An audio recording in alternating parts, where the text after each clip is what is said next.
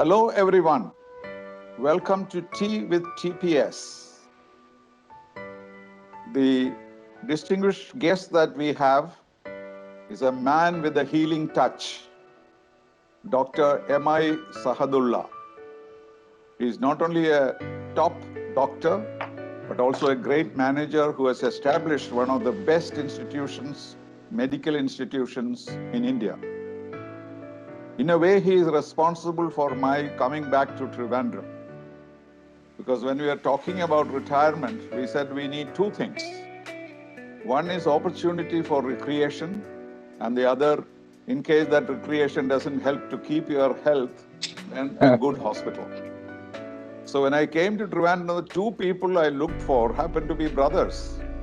For the golf course, it was Mr. Najib, and for the hospital, it was Dr. Sahadullah. So these two gentlemen are responsible for our welfare in Trivandrum. So I'm most grateful. Thank you, Dr. Sahadullah, for joining us. Oh, thank you. I'm honored with your kind words, and thank you for inviting me to this program. Well, you are the most sought after man today. As you know, the vaccination is going to start in the next week or so, and the private medical institutions are going to come into play. So can you update us on this particular issue, which is the most urgent and what people must be most interested? Yeah, the Government of India has started the second stage of the vaccination. And I should say that we are one of the luckiest countries in the world to have these two vaccines ready, and it is given so far free for the healthcare workers. Now we started with the second set of vaccines for people who are 60 plus with morbidities. But now the meetings are going on today and tomorrow, and by Monday it will be clear. It will be available commercially, and we are talking about two vaccines now, the Covishield and the Covaxin. The Covishield is the one which the Serum Institute of India is making, and the other one is the Bharat Institute of Biotechnology in Hyderabad.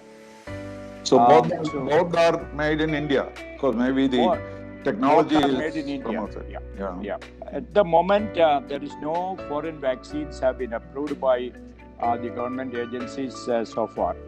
But nevertheless, probably that also may come in few weeks' time, when the government stipulations have been satisfied by the foreign manufacturers or the companies. Yeah.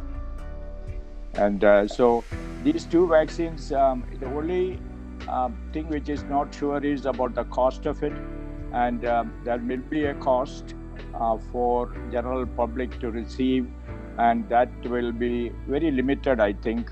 At the moment it is quoted as like 300, and there will be a service charge by the hospitals or by the private sector perhaps, but that also will be very, very negligible amount.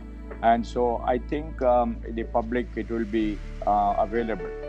The only question, always puzzles us is that sometimes the people have not received with the same enthusiasm as the government, and many people are reluctant to take vaccine, which is one of the discouraging things. To develop a herd immunity in this pandemic, we should at least 60 to 70% vaccination is required to happen. And that should happen in very fast. But at this rate, we will take several months, if not years, to reach that number because of our populous country. And so I think these are some of the areas I am sure government has the mechanism to address those, but earlier the better, and it should be non-political or a political way of handling, because this is saving lives we are talking about. Well, but is there a serious vaccine reluctance in India or in Kerala particularly? Because I have not heard anyone saying that I'm not willing to take the vaccine. Everyone is waiting. I have not come across a single person who has told me till today that I don't want to take the vaccine because of this or the other thing. So No, I'm surprised that you feel that there will be reluctance. Yes, sir. Unfortunately, I think there is a reluctance. People are not talking out, very loudly. However, I can say that we were supposed to give 200 vaccines on the second phase on the first day, and we had only about 30 people turned up, and that is Covaxin. So there is some reluctance definitely about Covaxin, and because of the lack of very many published reports, and except very scanty reports, whereas Covishield is much better accepted. Having said that, healthcare workers, I can say that about 90% of our healthcare workers have taken it in the stipulated time. And so healthcare workers have received it better. But when it comes to general public, they are looking for either foreign vaccine or a little more time. And then in this new venture, probably they are giving Covaxin and Covishield both. But I think Covaxin will be more available. And so there is a reluctance on the, in the public. It is getting less and less now because of the awareness programs and all, but definitely it is there compared to many other countries. Yeah. But do the recipients have a choice? Can they choose one of them, or you will have only one particular brand available at one time? As a healthcare worker, we had only one choice, that is Covishield. And now when it comes commercially available, the public will have a choice. They can go for Covaxin or Covishield. And the difference is that Covishield is a inactivated, live attenuated vaccine. It's a live virus which cannot multiply. Whereas Covaxin is a killed virus vaccine. So if you ask me, in a condition of mobility and all, in fact, Covaxin, a killed vaccine, is better. However, there's a little bit of a transparency issue in that, and probably that will change in a few weeks' time. That's what my hope is. That's a matter of final clearance having not been obtained or some such thing. Some tests are still due. That is what one hears. Unfortunately, the government also should come out with and say that, all that is cleared, and also there is a slight, hesitancy on the part of the public. I see. So you think this will start from 1st of March? Do you think your hospital will be ready by then? Yeah, I think there are very hurried meetings are happening between the collector and the medical people, the DMO, DHS, and all the healthcare.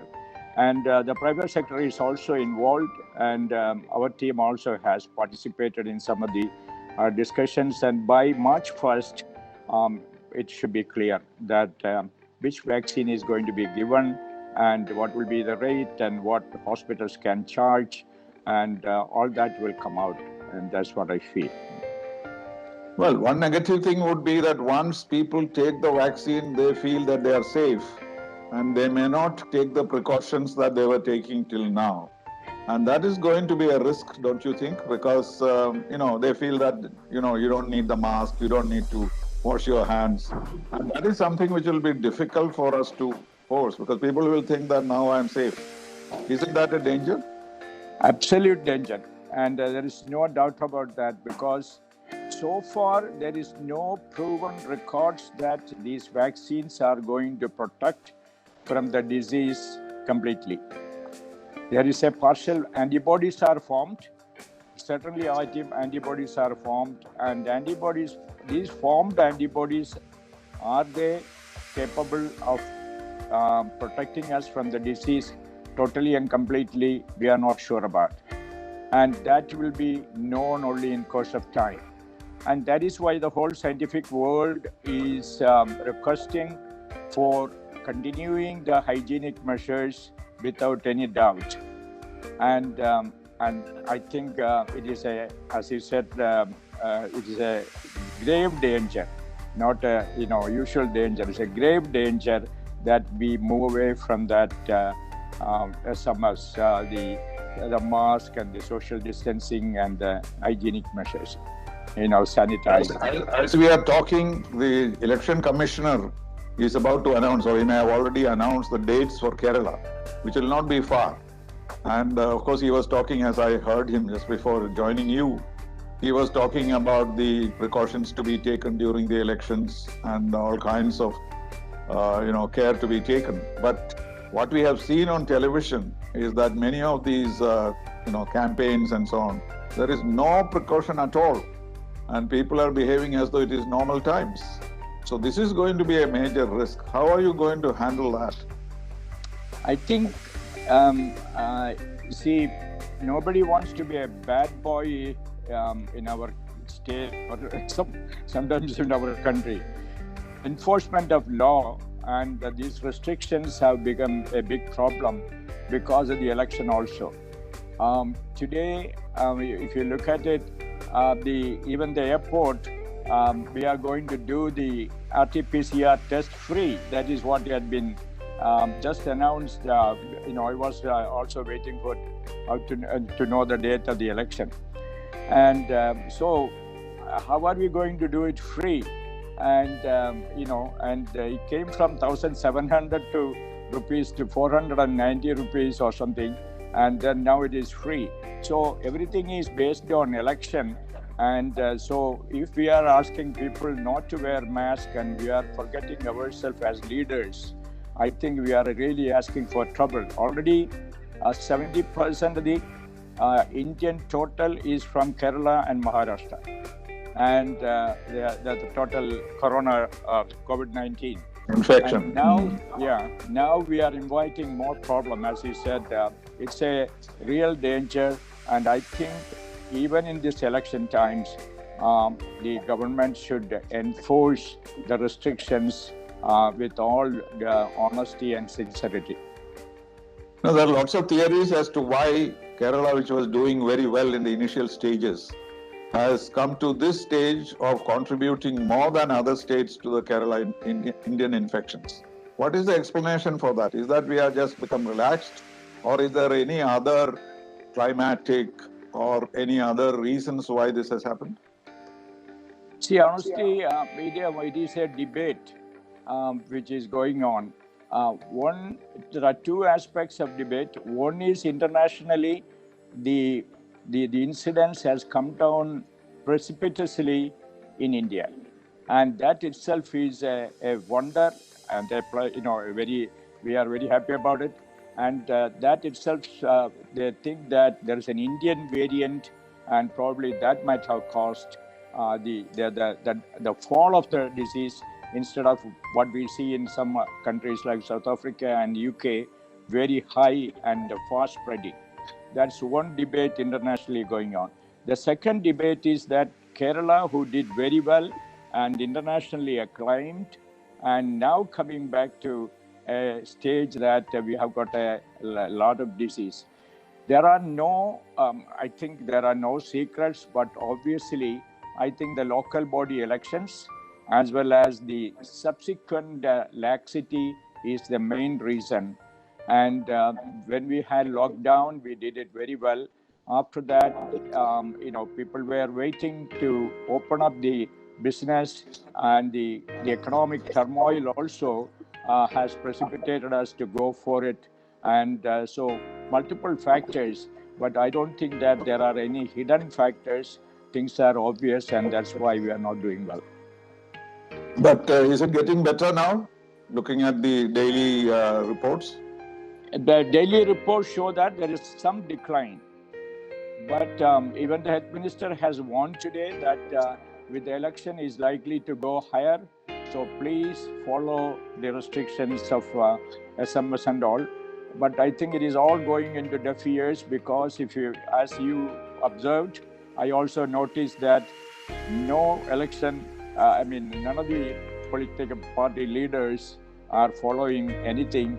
And so they're all saying secrets between ears, and they are so close, whispering into their ears, and without mask and without social distancing. So I think that will be one major factor, in spreading the disease. Now the testing rate has come down from about 10 to about 7.5 per 100, but we want to have it like 2, 3, and even lower. But even today, we do not know how it is going to end eventually. Do you? Never. I think we do not know at all. If we pretend that we know, I think we are fooling ourselves. I think there is certainly, even let us say the countries or states which have got a very low rate, you can see that sometimes upsurges, the rise of disease is coming in. And so even if we get a good remission, and we cannot guarantee until the vaccine and the herd immunity, everything is established beyond doubt. And that will be, by the end of the year, something may be clearer. More studies are going to come. A lot of antibody studies are done. And very, very interestingly, a good youth population of UK, they are exposing themselves without any vaccination or anything in different groups and looking at what is the study. Youngsters may not end up with a lot of problems. So they will bring a lot of information, what is the natural course of the disease. So we are nowhere near at the end of the tunnel. Well, your own hospital, you have research facilities. Have you done any original work? Have you? Yeah, we have. Initially, we were doing a lot of technological innovations and all, how to survive with the disease. And now we are doing an antibody study. We have started in people who had COVID, how long that protect them, and then those who have antibodies and different vaccinations. And we are ourselves spending money, and at least about 10,000 to 20,000 people, we are going to study that, which will give us some indication that how the Kerala population behave in these respects. One drawback is volunteers. You have enough volunteers to engage in this kind of tests? Yeah. I think we have got an ethical committee, and with all the proper processes we are doing. And the one drawback is that we don't have a baseline. Before all COVID started, we have about 100 or 200 samples of blood taken for different purposes, which we can look at the antibodies, but we do not know the antibody status. But however, we have to presume and go forward. Well, every profession, including mine, diplomacy, has changed during the COVID. How has medical profession been affected? Medical profession has changed. Yeah. I think it has changed quite a bit, TPS, really, because we as doctors started changing our mindset, even though it comes a little late. We all have to look at not only our own safety, but also the safety of the guests who are coming in the hospital. That's number one point we wanted to establish. Second, digitalization of technology has come in a big way, and most of these hospitals will be like an IT company, perhaps sooner than later. And so telemedicine, we used to talk about it, but today we are doing more than 100 telemedicine in Trivandrum alone, and tele-ICU and tele-radiology, all that have come into practice.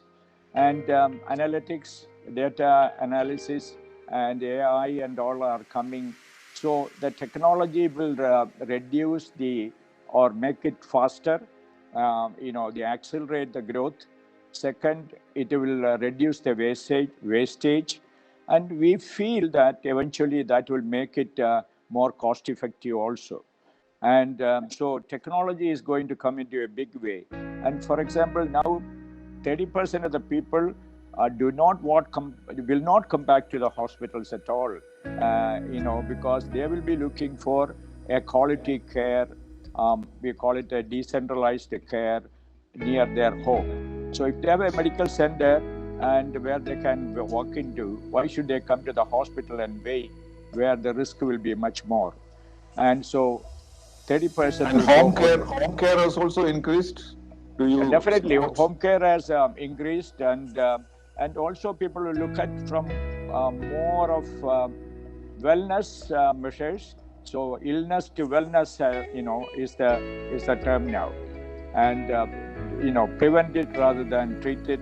Previously, we always say that, but never practices. But now everyone is looking for opportunities, diet, nutrition, exercise, whichever way. Even Ayurveda, everything we are looking at how to prevent the corona or an infectious disease rather than just treat it, because we don't know how to treat it. Right, right. Well, I remember reading your book called Vital Signs, and you said there that you belong to the generation of doctors who straddle the two sides of the medical profession. On the one hand, the traditional, the touch, the personal experience, etc., of the patient, and on the other side, the patient left to the machines, and the doctor sees them only after the machines have declared the result. So you said that your preference was to the first because you belong to that generation. You're a little bit suspect of all these machines being used.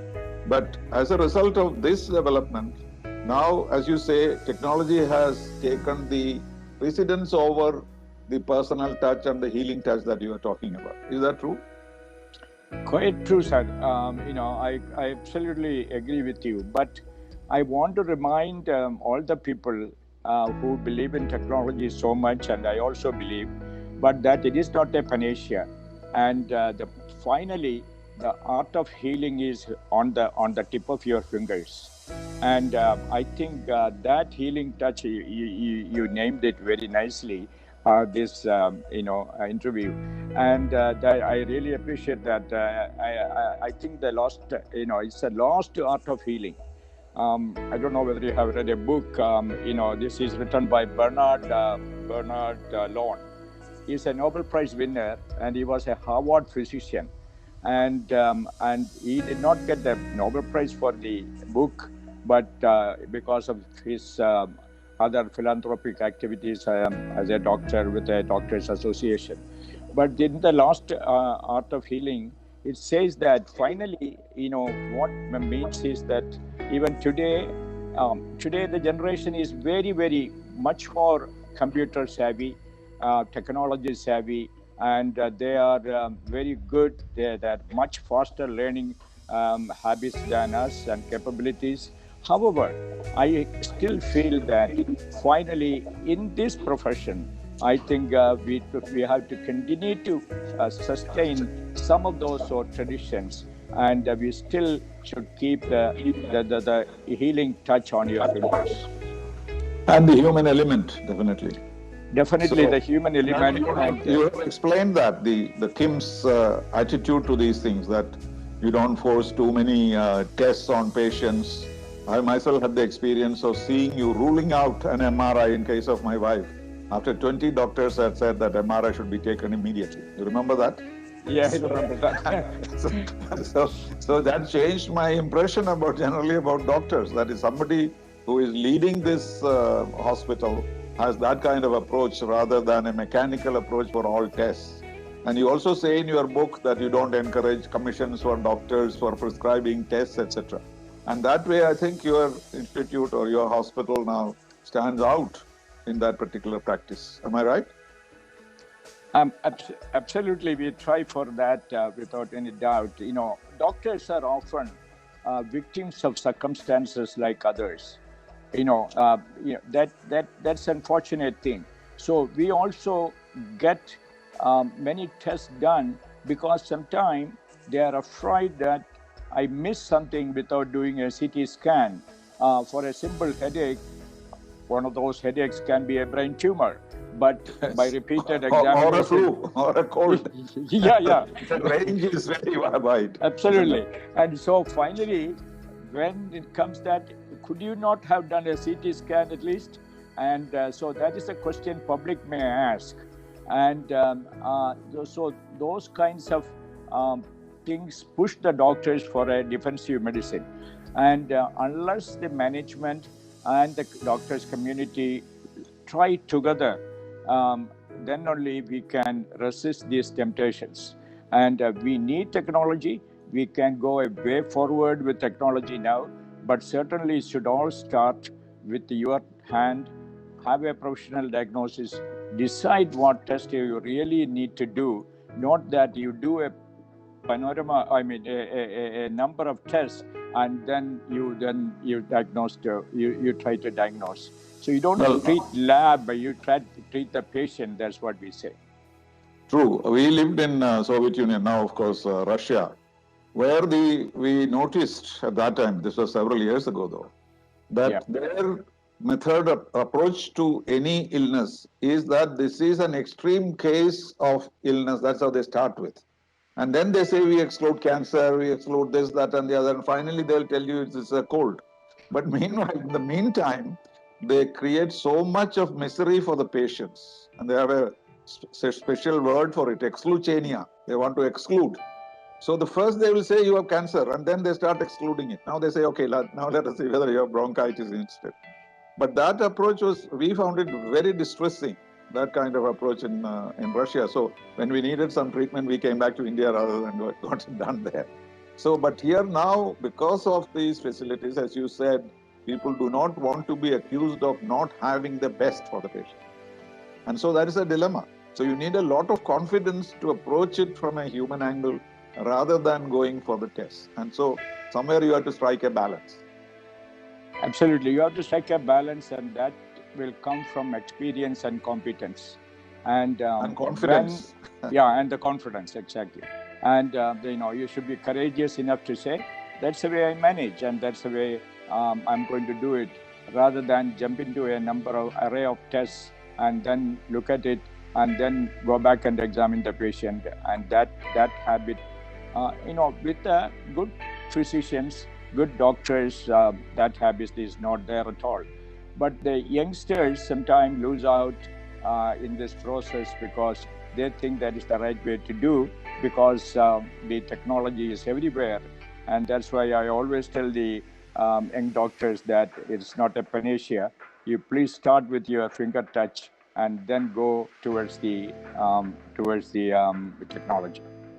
So that may have changed now because of COVID, because idea is not to touch, and therefore people go for everything. Now we are using technology. I wonder what we would have done if this kind of technology was not available. There would have been no possibility of even communication.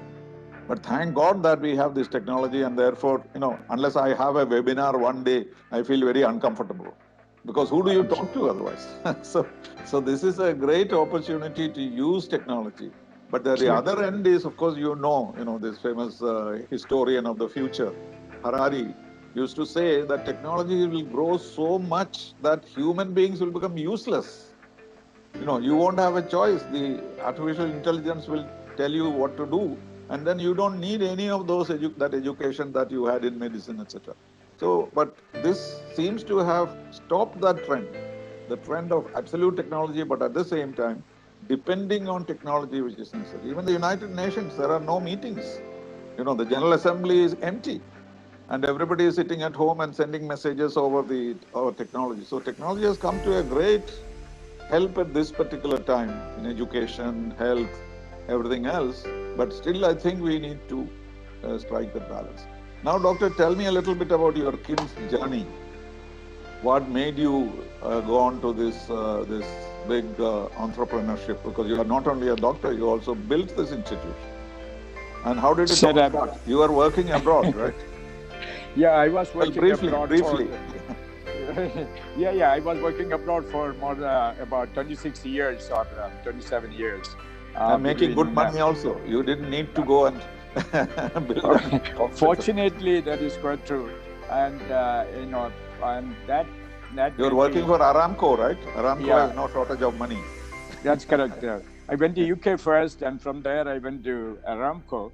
And through Aramco, I had opportunity to go and spend quite a bit of time, good hospitals in the US. So learned a lot in the whole process. And then, of course, the question comes whether most of the Aramcoians do not come back to their countries. A lot of Indians, and all of them go to immigrate either to Canada or US or UK. And that is the common practice, and you get immigration much easier. So I also had the opportunity, but the important thing is that I wanted to come home, for no doubt, and because my folks were here, Mr. Najib, my brother, and all my sister's family. So we all always belonged to India, and we wanted to come back to Kerala. Only thing is that, as you said, when you come back, you were looking at what I need to come back to Trivandrum. You were saying in the beginning. So the same way, a transition over here. What do I do after coming back? And maybe I don't know how long one will be living, but there'll be a good number of years left. If it is left, what do you do? And in that process, because the one profession I know is medicine, and that is why I went into entrepreneurship. I feel that I'm an accidental entrepreneur than anything else, and probably the teamwork and the friends and relatives, Najib, my other brother Iqbal, and also Dr. Vijay Raghavan, and a number of other colleagues in my medical school before I left.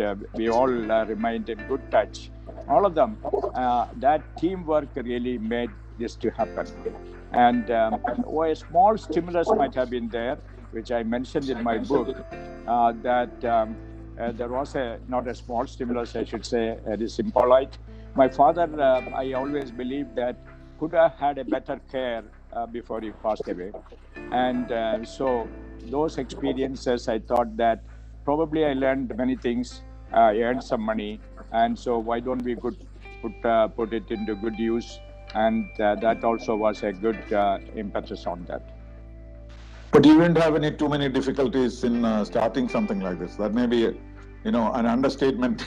I'm sure any new business in Kerala can be horrible. The kind of experiences and clearances and politicians and bureaucrats.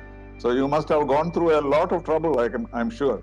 But you succeeded, and therefore all those things must have been forgotten. I know. I think when towards the end of the day, sometime when you look back, you only want to remember good things and not the difficult things. But the folks here, Najib and his team, were able to handle many of that bureaucratic and political issues in a very efficient way. But well, Najib is today, famous for that. Najib is famous for that. Famous for that. And even today, what happens is that when we are discussing about the ease of doing business in Kerala, I feel that we can do a lot more in this area. And I have expressed that to the authorities in uncertain terms, but they also have their own limitations to put it into practice so easily. But I think we are slowly and steadily developing, but it can be much more desirable. There are a lot to be desired in this area. No, but is your growth considered extraordinary? Generally, people think our growth is extraordinary, and but healthcare also grew in this time in a very, very, very extraordinary way. But to grow hospitals also, earlier there was no multidisciplinary hospital like this specialty hospital. So now there are others who have come up. That shows that there is a kind of atmosphere of growth in health in general. Is that what you're saying? Yeah, exactly. In the last 20 years, we are now 20 years old, sir. And these last 20 years, I was so happy to see that our growth is, reasonable. And it could have been even better, but we always insisted on quality, ethics, and patient safety. And so some of those core principles we didn't want to leave, and that might have, slowed down the growth a little bit. But I still feel towards the, when you look back with a lot of satisfaction that you could survive with business ethics in this area. And what support did you get from overseas Indians in the investment stage or even at this stage? Do you have a lot of support, investors from abroad? Oh, certainly.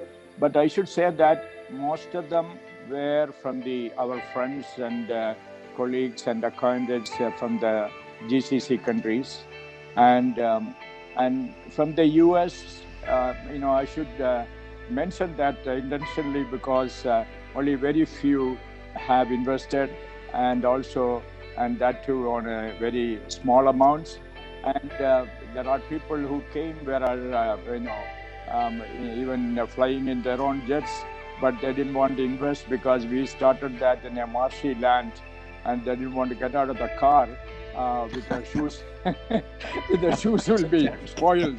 But today, when we look back, I feel that a lot gratified that we could persist and come up. So I think we should be thankful to God about that. Yes, so obviously it's a two-sided thing. I mean, there could be goodwill on both sides for this thing to succeed. So, but that is an experiment I think worth doing because there is a lot of hesitation about people coming to invest in India and particularly Kerala. It is changing now gradually. There are people who are saying, like Tony, who says that many people think that he was not able to. I'm talking about the Nissan experiment that he was disappointed, etc. But he was saying, no, I was not disappointed. It was the circumstances. And he never experienced that there was any particular difficulty in working in Kerala. So this is rather rare opinion that I have heard. On this program, he said that. But what happens is when we have investors meetings, etc. abroad, it is basically the Keralites who come up into those meetings and say, I spent 20 crores to 25 crores in Kerala and I lost all that. And they do counter propaganda. So once the foreign minister asked me, why are you inviting these fellows to this meeting?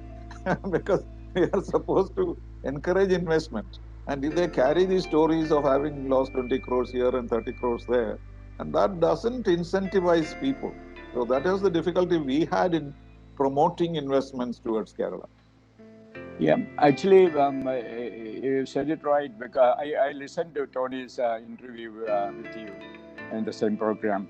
It is quite true that when we look towards now, look back, we feel very happy, and there will be difficulties always in every country, and but we also have a good share of it. But when it comes to nitty-bitty things about daily routine problems, and that's where we get a little bit more disappointed. But having said that, we could do it, and without much of a lot of difficulties, we could do it up to this stage. And so we should be really encouraging investment into our state, infrastructure wise, and a few things have to be developed.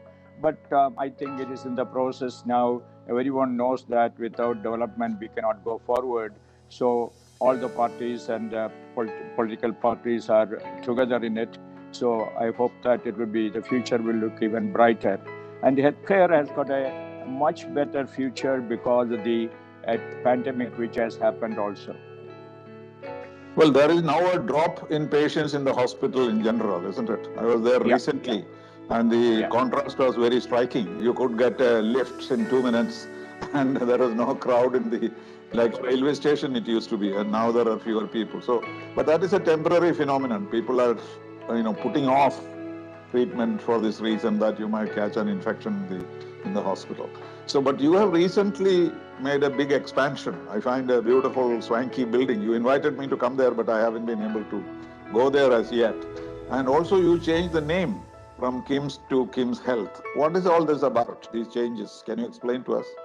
Yeah. We have, our presence is mainly in Kerala and also in the GCC countries. Outside Kerala, we had a small presence, but not there. We had a hospital in Hyderabad, which we sold. So both were in a different kind of names, and so Kerala was always KIMS, and then also we noticed that there is another KIMS in Hyderabad, and so there is a problem when we go into national level. which KIMS, even when I go to Delhi for some discussions or a talk or something, and they say, which KIMS are you from, and then later on after that, they started knowing about KIMS and they know that KIMS Kerala. So we wanted to rebrand the whole thing. And so we, at the same time, we didn't want to lose the term KIMS. So we rebranded now GCC nationally as well as, GCC countries as KIMS Health. And so that is a main brand. We changed also the logo because our original logo was not acceptable to some of the Arab countries, and so we changed it now. Now it is completely standardized. So that's why we did that. But is it not the result of any new investors having come into the project? Is that it? No.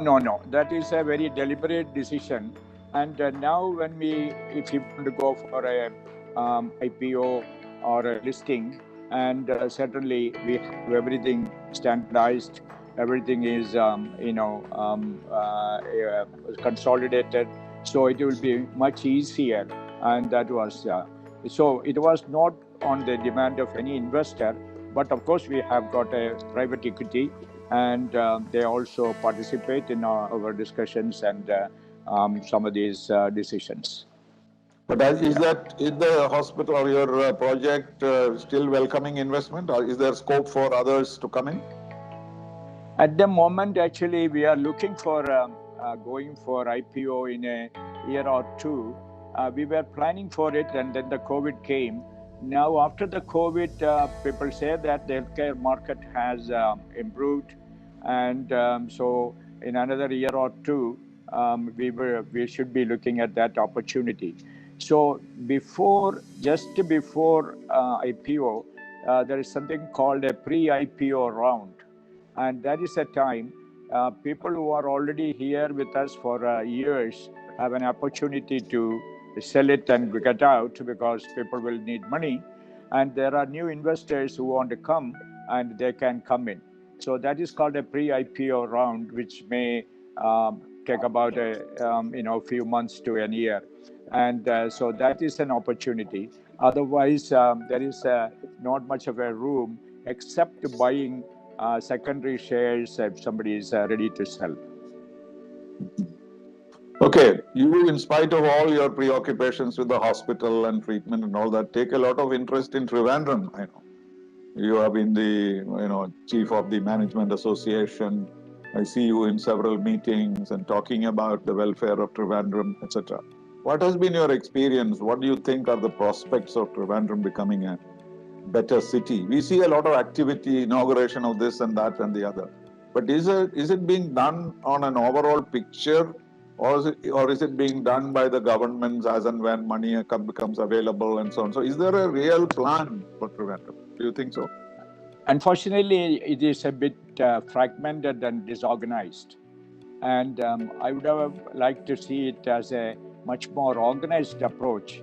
And in fact, the Trivandrum Management Association and the port, the head of the Vizhinjam Port, Adani Group, Rajesh Char, and we all together has made a Trivandrum development plan. Mr. Vijay Raghavan is also there, and all of us. So always there was a Trivandrum development plan was always there, but there is a very good scope for the capital development in an organized fashion in the coming 5 years or 10 years if we go in an organized way.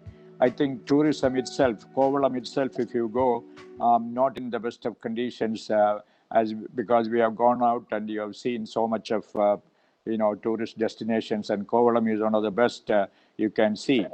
And if you look at the harbor is coming, Vizhinjam is coming, and then of course the airport is going to expand. So there is a lot of scope for our capital, and I think if the government the government has to lead it, and the private sector can definitely participate, but a leadership has to come from government. And so that's what we are trying to talk to the authorities and to generate some interest. No, there was originally, I have heard that there was originally a plan to leave Trivandrum as it is and then develop a township outside it. You know, like in Yep. many cities, you have an old Prague and a new Prague and things like that. But Yep. apparently this was given up at some stage, saying that no, it is better to integrate it, etc. Perhaps that was a mistake because we have no space. We have so many problems of water flow, buildings coming up, etc., etc. So if we had built another city next door to you, maybe Karakoram or something, that may have been a better approach. But anyway, there's no point talking about it now. It's too late to talk about it. But that is a model which probably was not used. Yeah, that was a model. Many countries have used it, Right. and even some of the states in India have done it. The Samravati coming and all that, and so I think that there's a better model because we can plan better. Chandigarh is another example, perhaps, and so you can model a city, plan a city better, and that could have been a good thought. But I think in the planning program and the planning board, and they have to really plan well if they want to do that. But now I think it's a bit too late to talk about it. But Right. might as well develop Trivandrum, and but they can always extend to the periphery, and at least the periphery, the infrastructure is made better, and then like New Delhi and Old Delhi and all, there can be a little difference will be there, but I think we can develop that. So that happens everywhere, even even in our hospital, the new block looks much better. So we are now trying to develop that old blocks to the same extent, so that people will not feel any difference. And so that should happen. That can happen. That can happen. Okay, but so you will continue to grow as you develop when you will get land and things like that. That plan you have to Yeah, I make it think we better should and bigger. have an outer circle. I think an inner Trivandrum and an outer Trivandrum, and with a better infrastructure, and so that I think you were asking about the capital, right, or about No, the no, no. hospital. Hospital itself. The Yeah. hospital itself. Yeah. Hospital itself is, now pretty. The land is a difficult thing because when we went there, there were nobody, and but now it is so very crowded area, So it's and become a so township. Yeah, it's yeah. become a township. So we have some land in Tonakal, and Tonakal is a developing area, upcoming area. So we are looking at further development to happen at Tonakal, Knowledge Village, and Technology Park, and all that is coming there. So that will not be out of place. That's what we believe. Okay. One of the most difficult problems in Trivandrum is waste disposal. And Correct. you as a hospital must be very concerned about that. Yeah. What is the methodology being used? Because we don't have central waste disposal in Trivandrum. And Correct. people say, so you dispose it yourself at the origin, which means throw it into the neighbor's compound. That is the local disposal. And when this government took over, there was a discussion to which I was also invited. And when I talked about central disposal, I had just come back from Vienna, so I said, the Vienna model, because the most beautiful thing in Vienna is the waste disposal plant. It was designed by their best architect, Hundert Wasser. And the most beautiful thing is that, and you want to be around it rather than go away from it. And the waste has been used. It provides the whole electricity for the whole city, hot water for the whole city, heating, everything. And after that, whatever is left over, they have created a golf course next to it. This is a very good example. But then I was told, the new ministers, they were all very new at that time. They said that central disposal is now out of fashion because it creates some fumes and this and that and the other. But I found it rather, silly to argue that way because most cities in the world are using central disposal system. But your hospital, you have your own system, I presume. Yeah, no, it's a combined system. Unfortunately, this is an area. The hospital waste management is much more important even than general waste management, because Absolutely. hospital management, hospital waste makes more disease, and so the IMA. I want to thank the IMA and IMA Image, who really have done a wonderful work of collecting all the biomedical waste, and they take it up to Palghat to dispose them. And yeah, they have got sealed vans and all the precautions as per the government stipulations and all. And so that is the main disposal, and that's the main savior for most of the hospitals in Trivandrum.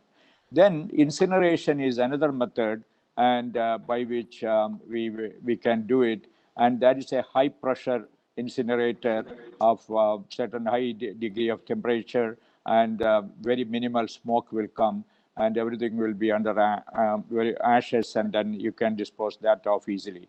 And then, of course, That's the general. one in Vienna. It's basically an incinerator. Yeah. Actually, this is an area where our capital town can really develop, and the UNDPC and the many international companies can really even they may even fund it. That's what I believe. You know that better. And many international companies, or the WHO, I mean, not WHO, World Trade Organizations and all, can fund it. World Bank, I'm sorry, World Bank. And so that is a scientific method of waste disposal. We should look at it, and leaving political polarization completely out of it. And I think many activities we have to really look at apolitically and see that whether we can improve. If that happens, I think our state will really advance much faster than what we expect. Well, in fact, in the initial stages, I brought some teams whom I knew from Austria and Germany, and they were very enthusiastic when they came. But after a few days, they become reluctant. They say, no, the methodology of functioning here, they're probably referring to corruption or some suggestions to that kind. And they just leave. They won't even say bye-bye to me. They'll take the next flight and put off. Yeah, that is quite true, because there was a waste plan, UNDPC, one of the UN organizations are developing in Maldives. Okay. And the mainland Maldives, and that was very scientifically done, funded by UNDPC, is correct? I think, yeah. Right. And one of them came to Trivandrum, and they came to the hospital, and I took them to the officials concerned, and then we went with him to the area where it is not being used. I forgot the name of just in the outskirts of Trivandrum. There is about 15 acres of land where we were really doing the disposal of the waste, and what is the place called? Okay, so it is still there, but not used now. So he said that place is enough, not only for Trivandrum, even for another town if you do it scientifically. And we were all doing, putting it under the ground, and that was the method we were using. So he said there are much better methods are available, and he submitted a report about the waste collection. I also had some interest, because in Aramco, they were doing a great job of small, areas of waste collection. Give it to a company, and that company will run it. And so, for example, if KIMS Health is given a small area in Kavdiyar and Valayampalam, and we will maintain it. Only thing is, we will put the board maintained by KIMS Health. And so such a proposal had been given for the entire corporation, and a waste compressor, at time it was not very expensive at all. About 10 of the waste compressors will be enough for Trivandrum Corporation. So all that happens. So many people have ideas, but I think somewhere the problem comes when it gets abandoned. So you can see some, remains of some containers lying in corners. So obviously there must have been a plan at some stage. Yeah, some stage. But are you generally satisfied with the growth of Trivandrum objectively, having seen this for the last 20 years or so? Trivandrum, there are two aspects to it. The Trivandrum growth is happening, on a natural, organic way. But if it was an engineered growth, it could have been much, much better. And that is one aspect. But the other aspect is the infrastructure and the very waste management, the water and other infrastructures. Always we are very, very apprehensive.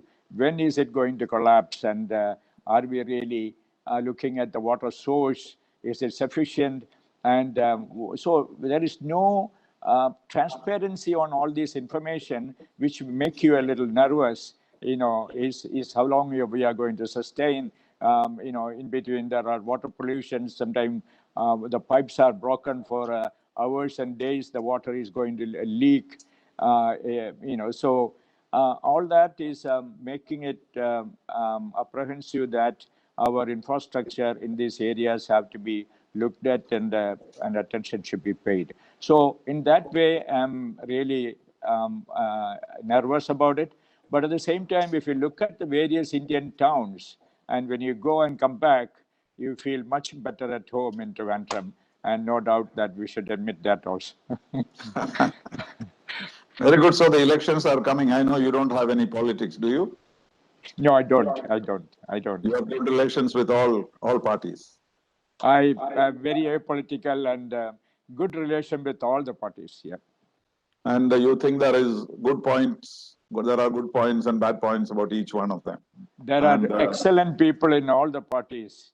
And if at all the party make them a little biased and prejudiced, but as people, they are really good people.